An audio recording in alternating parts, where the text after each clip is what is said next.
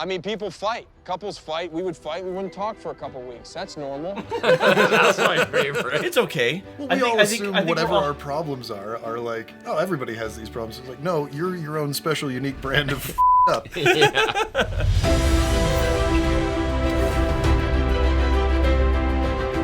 Welcome to Cinematography.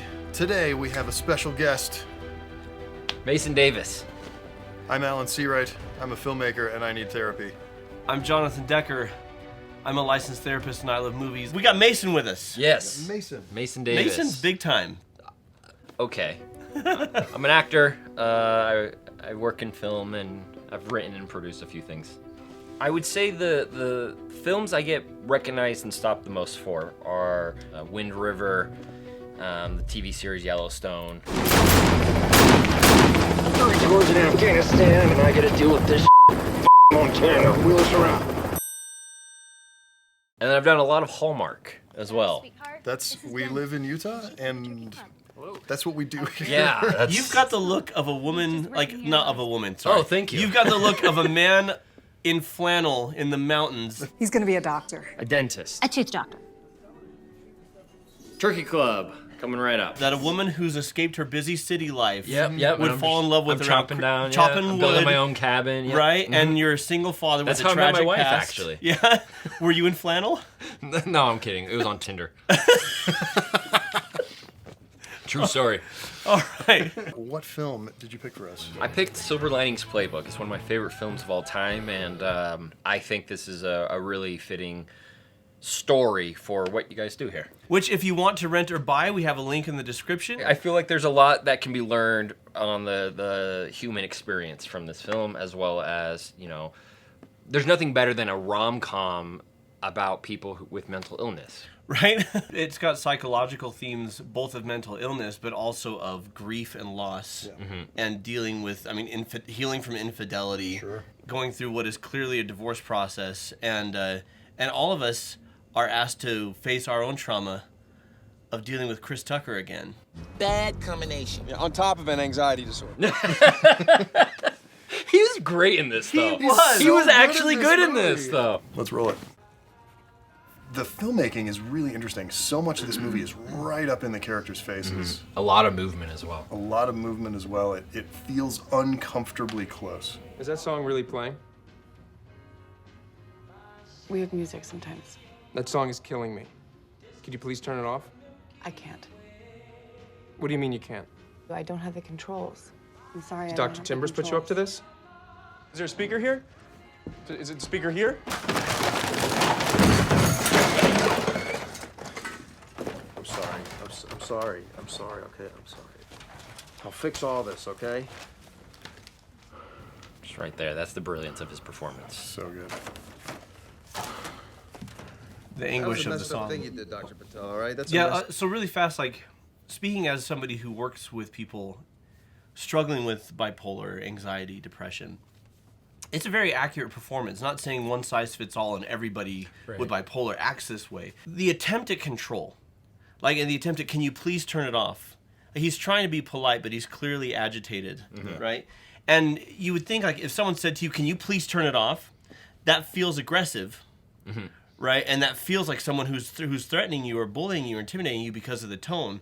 But in his mind, he's clearly like, this is me being as respectful and kind as I can right now. Yeah, I'm not ripping your head off and smashing everything. Yeah. Right. I'm the good guy here, Right? Manic often looks like happy and confident, and he does sometimes when he's like, What are you doing? I'm getting in shape. I'm getting trim. I'm getting really fit for Nikki. I'm gonna read Nikki's teaching syllabus and get my old job back. he's so confident that he, like, tunes out reality, but he's also got this mania where he's just extremely uncomfortable.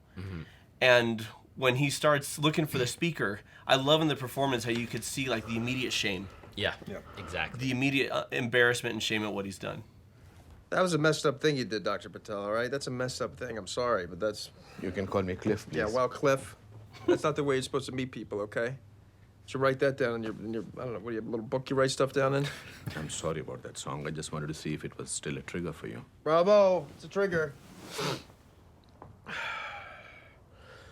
I'm not gonna take any meds. I should just tell you that right now. No, you have to take no, medicine. I'm not gonna take any meds. No, look, it makes me foggy. No, you will have to take medication. I don't want to need meds, doctor. I'm sorry. Look, I'm not the So this- explosion guy, okay? As somebody with My father is the explosion guy. you know, I'm pretty not that strong guy. ADD. I've been medicated Got before, that stadium. and him So many talking people in about those games. like They'll the be all the screwed. discussions that he has, and then when he has I it have in one a incident. separate scene One with incident can Jennifer change a Lawrence's lot. character Here, about we pause.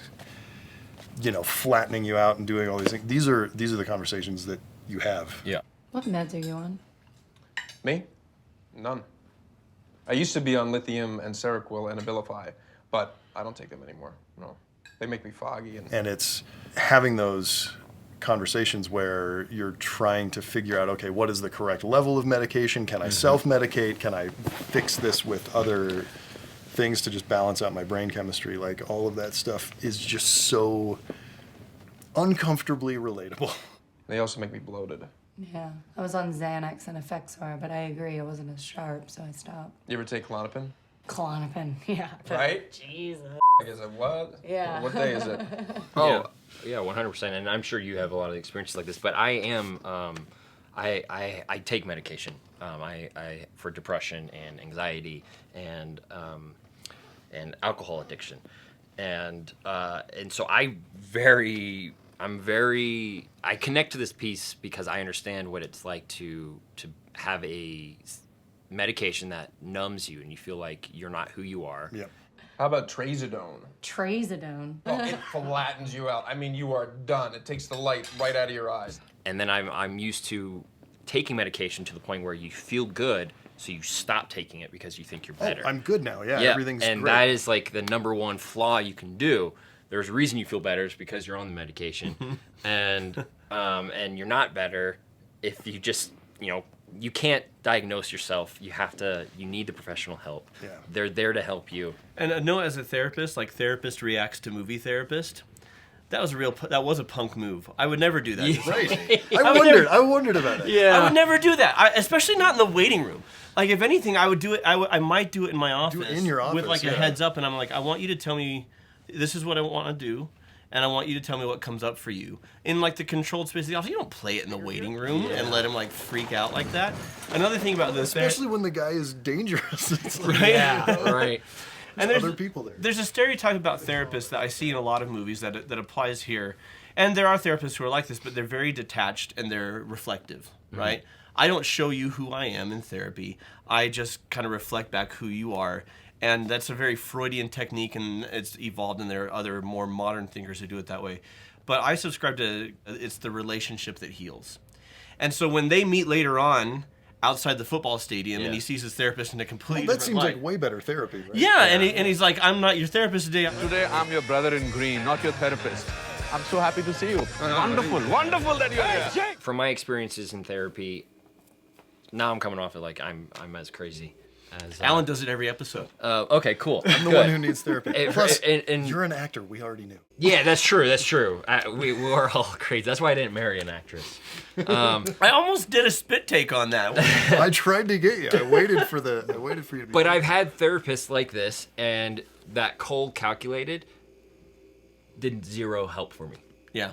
I had zero healing from it, and in fact, it created this almost paranoia, this level of distrust with them. Are they judging me? That Like, what's- yeah, is like that they're not here for my best interest. They're here for, you know, clocking the hours, taking the paycheck, kind of thing. Right. Part of, for me, successful therapy is you seek to establish the bond before you seek to give any sort of treatment. One thing that Pat does here, though, is he isolates his anger as one incident. Mm-hmm. I'm not the outburst guy. That's my dad. Right. Right. And that is a obstacle to accountability in therapy and in life. Is to, I mean, we are more than our worst moments, but our worst moments are part of us, and we need to own them. I was a big slut, but I'm not anymore. There's always gonna be a part of me that's sloppy and dirty, but I like that with all the other parts of myself. Can you say the same about yourself? Can you forgive? Are you any good at that? He's owning them like on the surface. Like, I know I have to say this was wrong and I shouldn't have done it. But to actually admit that he has any sort of problem, he is so insistent that he's on track and he's doing great, and right now he's not. I come home from work after I left early, which I never do, by the way, but I got in a fight with Nancy, the high school principal. I come home, and what's playing but the song from my wedding? The song that you so charmingly played out here today for us. That's playing. And I don't think anything of it, which is odd, because I should have. I come home, what do I see? Another interesting filmmaking note, so much of this movie has no score at all. Most of the score is diegetic, so it's like playing from a source in the scene.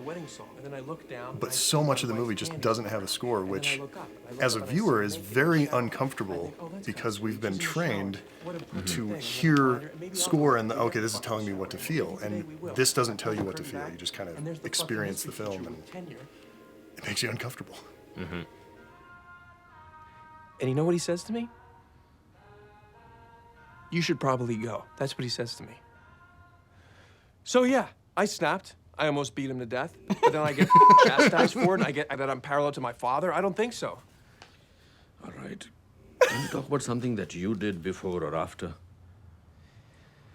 Yeah, about a week before the incident, I called the cops, and I told them that my wife and the history guy were plotting against me by embezzling money from the local high school, which wasn't true. It was a delusion. Nice ownership there, In the though. hospital, that's because I'm, Undiagnosed bipolar. Yeah. With mood swings and weird thinking brought on by severe stress, which rarely happens, thank God. There's a fascinating... So first of all, the therapist does something that I would totally do in therapy, which is hear something absolutely shocking and just go, all right. Because while I do engage as me in therapy, there are times where, for the sake of the client, so they don't feel judged, I have a poker face. I'm like, okay, all right. Whereas inside, I'm like, oh boy, oh boy. And one thing no therapist will ever tell you, that I will tell you, is sometimes therapists are going, I don't know how the hell I'm going to deal with this. Yeah. Like, what, they want me to help them? Like, what am I? And then you're like, Well, and you do the same thing as anybody else. You're like, breathe, trust the process. You'll figure it out together. Trust your training, you know, and then you get there. But there are moments where you're just like, holy shit. But there's an interesting balance of Pat here of he's taking a step into accountability. Sure. Where he's like, I'm ready to take my side of the street. I'm taking ownership of my side of the street, but she needs to take ownership of hers. Yeah. And it's like this: take a step into it and then go hard left. And you have to in life, you have to really do the work of no matter what anybody else does, I'm responsible for me. Period. Yeah. Sorry, I'm just getting my little therapy geek card now. Yeah, man. I picked this for you. I'm geeking out on the psychology because they got a lot of it right. Yeah. And then the shower incident happened, and that's when everything snapped. So I then realized that, oh wow, you know, I've been dealing with this my whole life, and without any supervision, I've been doing it all on my own with no help. I love that shot. Yeah, just coming down to the hands. Basically, I've been The like, wedding laying ring up that for he's still wearing. That had to be hard. Yeah, it's a lot to deal with, especially when you don't know what the hell is happening. See, that's Which I do now.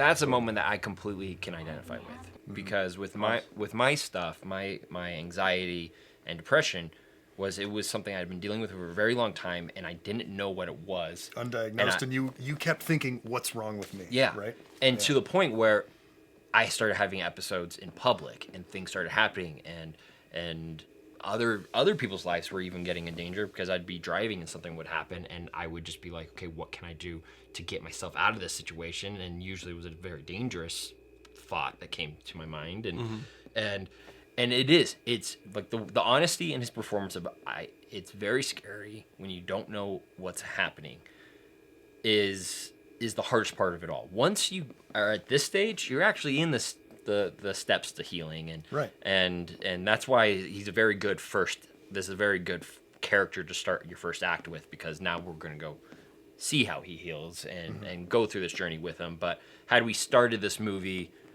before anything was diagnosed, the movie would have been more diagnosing the situation versus healing the situation. And that's when you pass the threshold back into quote-unquote sanity. People are like, I feel like I'm going crazy. And I'm like, but you recognize your symptoms. Yeah.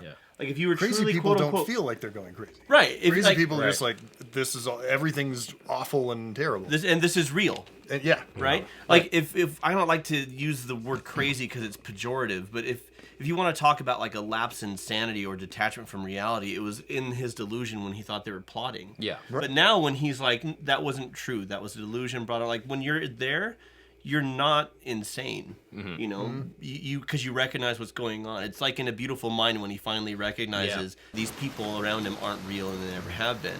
At that point, he's sane, even though he still has Even though he still has the delusion. Yeah. She never gets old. Marcy can't be real.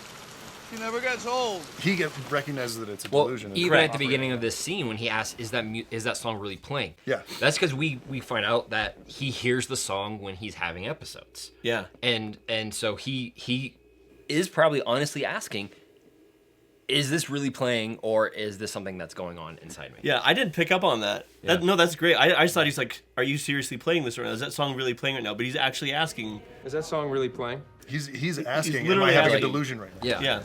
Yeah. Hey, come on.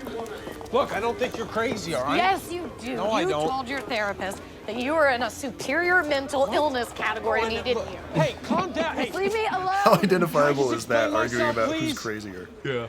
I That's, didn't want man. Nikki to think that I was associated with that kind of Had that happen in therapy I've before. never done anything like that, okay? You may not have experienced the that I did, but you loved hearing about it, didn't you? You are afraid to be alive. You are afraid to live. You're a hypocrite. You're a conformist. You're a liar. I opened up to you and you judged me. You are an ass. You are an ass. Get off me! Get off! You're harassing me! He's harassing me! Get off! Take it easy, man. Take it easy, dude. Relax. He's harassing me! Bro, get off me, dude. He's harassing me! Hey, stop. You guys off, all right? I love how the neighbor kid is one of the characters that happens to be there. And here's the song, like you said. Yeah. And as soon as he starts hearing it, you can see in his face that he's recognizing, like, okay, maybe I need to slow this all down. So she dealt with her husband's death through compulsive sexuality, and that's what she was talking about. Yes. Is that what you want to do? Come on, Solitano. What do these kids do to you? You're begging to go back to Baltimore. You know that, right? What's the matter with you, huh? Baltimore's where the mental hospital is.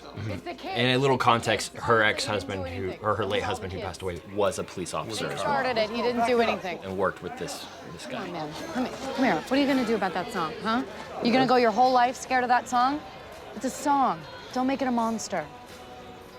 Come on, breathe. There's no song. There's no song. There's no song playing. So Jennifer Lawrence's character in this movie is such an enigma to me because, you know, she's sort of That's an undiagnosed, you know, we don't know exactly what That's her it. her There you go. diagnosis is. And she's sorry. so hot and cold. Like 1 second she'll be, you know, acting out like she was, Took it too far. and then she'll come in and do this. And it's a brilliant performance. It's all super believable. I started. I'm not. There's a I'm not. It was restraining a order on joke. this I guy. know. I have a stupid sense of humor. That's not a good thing to do. Well, I'm up. What can I tell you? I'm sorry. You're Tommy's widow, right? Yes, I'm Tommy's crazy whore widow. Minus a whore thing for the most part. You're a funny girl. You want to get a drink sometime? What'd I say? She doesn't do that anymore. So speaking, you know, what would be her diagnosis? I don't know if she's aware of social mores. She just doesn't care. Yeah. Right? Like she understands what is and isn't appropriate, and she really doesn't give a damn. It's not Asperger's. It's like sort of a mild sociopathy. Well, and I may not give her a full borderline personality diagnosis. The shades of that are definitely there is she wants closeness, but she's scared of it. Sure. And so this compulsive sexual behavior of sleeping with a lot of people, which she's now backing away from, and the cop is like all sleazy about. You want to get a drink sometime? Yeah. I love Bradley who's like, she doesn't do that anymore. Also, what's fun about this, and I don't know, you might be able to have a take on this with therapy, is how you have these two people with both who have issues that need treatment and are maybe in their stages of treatment, how they are the ones who kind of help each other. Yeah. You have Dr. Cliff, who's a great, he ends up being a voice pretty for good him. therapist. His first session Rocky. is Not not super strong, super great. He but- ends up being pretty good. But she identifies that he's going through that, the song's playing. She comes to calm him down out of it, even after her big episode and blow up. And then him to be like, hey, multiple times in this film, he defends her to other people, like even with the cop. He's like, she doesn't do that anymore. Or he gets the guy off her front porch. They're like, hey, get out of here. She's not like that anymore. So I look at these characters, and you talk about them helping each other. It is very true that people with who are struggling with mental illness often find each other and cling to each other like a life raft. Whether or not this couple is going to make it is going to depend, in my view, on really two things. One, are their struggles chronic, right? We know his is. Yeah. He's had it his whole life. His struggles are not because his wife cheated on him. They're not circumstantial. They were exacerbated by that, but he's always had it. Whether or not she acts the way she does to cope with her husband's death, or whether she's if just an ongoing, or whether she's if they're both chronically mentally ill, that doesn't mean they can't be happy together. What it does mean is that they can't heal each other. You have poor social skills. You have a problem. I have a problem? You say more inappropriate things than appropriate things. Yeah. Right. They won't have that power, and to suggest that they might is Hollywood. You scare people. I tell the truth, but you're mean. What, I'm not telling the truth? They can have a huge role in healing each other and supporting each other and empathizing with each other, but they're both going to need professional help. Right. Qualified professional help. Does love ever play a factor in healing from things like this? Yeah, absolutely. And you talk about the word love. It's not just the romance. It's not even just the companionship. It's compassion. It's the aspect of their love that I think is very healing. Is he's not judgmental of her, right? He is briefly. He talks about her in therapy session, and it's really him dealing with his feelings for her that he calls her like a slut or a whore or whatever. Yeah. But as the relationship actually progresses, he's not judgmental of her at all, which is very healing. But love absolutely plays a role in healing, or in a lot of cases, there's mental illness that you don't heal from. It doesn't go away. You figure out how to be functional. You figure out how growth than anything. Yeah, and you figure out how to have a life. Yeah. And having people who care about you, having that support, and having people who understand what you're going through, whether by experience or because they've cared to educate themselves, is enormous. Well, and that's, speaking from experience, the therapy that I've had for, my comparatively very minor mental illness stuff that I've dealt with, I've gotten a huge, huge amount of support from my wife. And even, I have young kids. My oldest is 10 and my youngest is 5. And, obviously we haven't explained to them like the full gamut of everything that I've been going through, but we've, talked to them about daddy's having problems with these things. And, just having a little kid say, hey, I understand that, and I still love you. Yeah. It's huge. Yeah. Thank you. How are you in love? Tell me about that. The big Nikki love. Tell me about it. I want to understand it. We have a very unconventional chemistry. It makes people feel awkward, but not me. All right, she's the most beautiful woman I'd ever been with. Wow. It's electric between us. Okay, yeah, we want to change each other, but that's normal. Couples want to do that. I want her to stop dressing like she dresses, and I want her to stop acting so superior to me, okay? And she wanted me to lose weight and stop my mood swings, which both I've done. I mean, people fight. Couples fight. We would fight. We wouldn't talk for a couple weeks. That's normal. That's my favorite. She wanted me to be passionate and compassionate, and that's a good thing, look, I'm my best self today, and I think she's her best self today, and our love's gonna be amazing. Anyway, that's all. I just wanted to throw that in because it's maybe the funniest scene in the entire film. I think we all do that. That's not even like a mental health thing. I think we all try to minimize. It's okay. Well, we all assume whatever our problems are like, oh, everybody has these problems. It's like, no, you're your own special, unique brand of up. He's in such denial. And that's the whole title of the film. Silver Linings Playbook is this idea that there's a silver lining on everything. Mm-hmm. And it's a beautiful idea. And frankly, I think it's one we should strive for, is like, how can I turn my lemons into lemonade? How can I take whatever situation I'm handed and do the best with it? That's actually a healthy mentality. Sure. And so there's definitely something to be said for silver linings, but what you don't want to do is be in denial. Mm-hmm. Right. And pretend things are rosy when they're not. Because then you're setting yourself up for the rug's going to be pulled out from under you, and then you won't be able to find the silver lining because it's this whole house of cards is crumbling down. Right. And he thankfully has this, he's got the ability to prepare for this dance competition and fall in love with Jennifer Lawrence, which is always, you know, a great backup plan. It's a great transitioning. Yeah. If you've got to have a relationship end, you might as well get into one with Jennifer Lawrence. Right? I mean, yeah, I guess. But he ultimately does realize, like, what the reality of his situation was and how messed up his marriage was.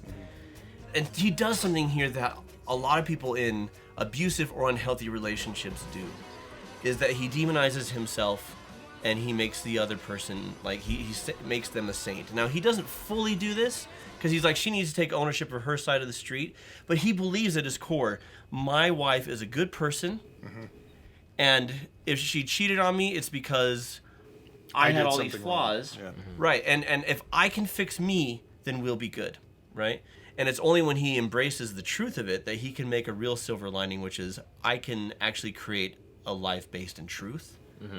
That is, if not exactly what I want, which in his case it is, because J-Law, right? Yeah. But we have to live in truth. I think he's constantly trying to take responsibility, but never fully is. Yeah. And then he has this. He's paying lip service. It's He's performative. Exactly. Yeah. It's It's what he thinks it's supposed to look like, instead of actually internally taking responsibility. But at the very end, the moment where like they get together and he has this you know, kind of this beautiful letter he writes her, and he tells her, he's like, The only way you can meet my Crazy was by doing something crazy yourself. Thank you. I love you. I knew it the minute I met you. I'm sorry it took so long for me to catch up. I just got stuck. Pat. sorry it took me so long to catch up, because he was finally coming to terms with his reality and not banking on this idea that is like, you know, I'm just figuring it out as I go or anything like that. It's finally like, okay, this is what's actually here and present and real, not this idea of this this ex and this idea of who I'm gonna be and who she's gonna be and all this stuff. Here's what's actually present and real, and I finally caught up to that person, and now we can really start to heal each other and form this relationship, and you know. Well, and like you were saying, Jono, you know, build a relationship based on reality and truth, not based on the sort of manufactured, because it's, you know, this is his ex-wife who, you know, he spent a lot of time with, but he's constructed a version of her that is not real. Yeah. You're right. For in his head, and that's, he wants to have that magical relationship with that magical person, and you can't have that. Yeah.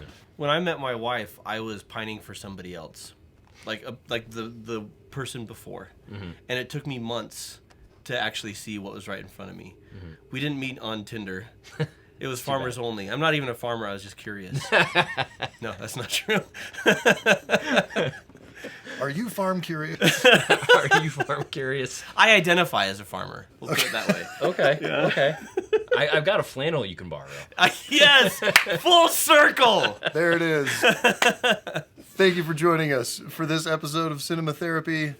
Mason Davis has brought us a wonderful discussion about Silver Linings Playbook. Talk about our socials, Alan. We have some social medias. It is @therapy_cinema on Twitter and Instagram. You can find us on Facebook. Is there anywhere that people can find you, or do you want to hide and just... Oh no, I mean you can follow me. I don't go to social media too often, but it's @MasonDDavis on Instagram and Twitter. D stands for danger. It's my middle name. Mason Danger Davis. Oh my gosh. So until next time, is that song seriously playing? Stop harassing me! He doesn't do that anymore. And watch movies. That was good. That was good. Oh, wait a minute. Oh, man. Oh, I got an idea.